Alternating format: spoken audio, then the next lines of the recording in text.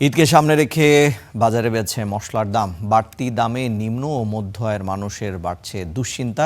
এ সম্পর্কে বাজার পরিস্থিতি নিয়ে আমরা জানবো রাজধানীর মোহাম্মদপুর কৃষি মার্কেট থেকে আমাদের সঙ্গে যুক্ত হচ্ছেন আতাউর নিয়ন। নিয়ন, বাজারে মশলার কেমন দাম দেখছেন?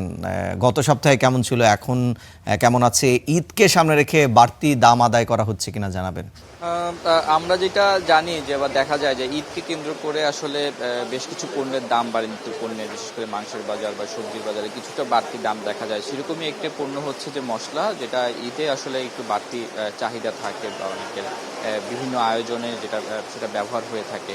তো সেই বিভিন্ন ধরনের মশলার বাজারে আমরা আজকে যেটা দেখলাম, ঈদের আজকে তৃতীয় 3 দিন আগে সেইভাবে আসলে মশলার দাম বাড়েনি কোনো মশলারই, যেটা বলছিল দোকানদাররা এবং ক্রেতারা। উভয় পক্ষ থেকে যেটা বলা হচ্ছিল যে সবসময় ঈদকে কেন্দ্র করে যে মশলার দামগুলো একটু বাড়তি থাকে, তো সেই অনুযায়ী আসলে এবারে ওই ধরনের কোনো বাড়তি দাম দেখা যাচ্ছে না। বিশেষ করে ক্রেতার চাপের যেই একটা কেনাকাটার চাপ থাকে, সেক্ষেত্রেও আসলে দোকানিরা বলছে যে আহামরি চাপ না থাকা বা বাড়তি কোনো চাপ না থাকায় সেইভাবেও দাম বাড়িয়ে আসলে বিক্রি করা হচ্ছে না। আমরা বাজার ঘুরে যেটা দেখেছি, এলাচি ৩,২০০ টাকা থেকে শুরু করে ৫,০০০ টাকা পর্যন্ত মানভেদে বিক্রি হচ্ছে, যেটি সবসময় অন্যান্য সময় হয়তো ১-২০০ টাকা কমে বিক্রি হয়ে থাকে, যেটা ক্রেতারা বলছেন। তবে সেই যেহেতু কেজি প্রতি মশলার দাম ১-২০০ টাকা যদি বাড়তিও হয়, সেটা ক্রেতাদের আসলে খুব বেশি বাড়তি চাপ হয় না বলে তারা মনে করেন। কারণ তারা যেটা বলছিলেন যে তারা মশলা আসলে খুব দামি হওয়ায় তারা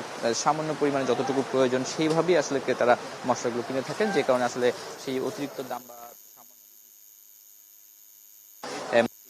দাম বাড়ে, সেই দামটা আসলে তাদের সেই পর্যন্ত খুব বেশি বাড়তি চাপ মনে হয় না। তো এবারে আসলে মশলার বাজারে ঈদকে কেন্দ্র করে অন্যান্য যে মশলাগুলো রয়েছে, দারুচিনি বিক্রি হচ্ছে ৫০০ থেকে ৬০০ টাকা কেজিতে, লবঙ্গ বিক্রি হচ্ছে ১২০০ টাকা থেকে ১৪০০ টাকা কেজিতে, জিরা বিক্রি হচ্ছে ৬০০ থেকে ৫০০ থেকে ৫৫০ থেকে ৬৫০ টাকা কেজিতে।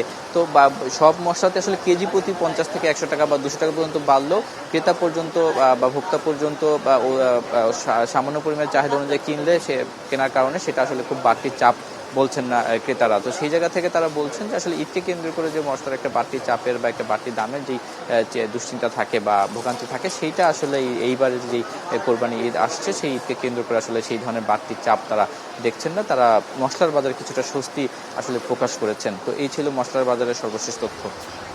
নিয়ন, আপনাকে ধন্যবাদ। দর্শক, আমরা মশলার বাজারের পরিস্থিতি সম্পর্কে জানছিলাম নিয়নের কাছ থেকে।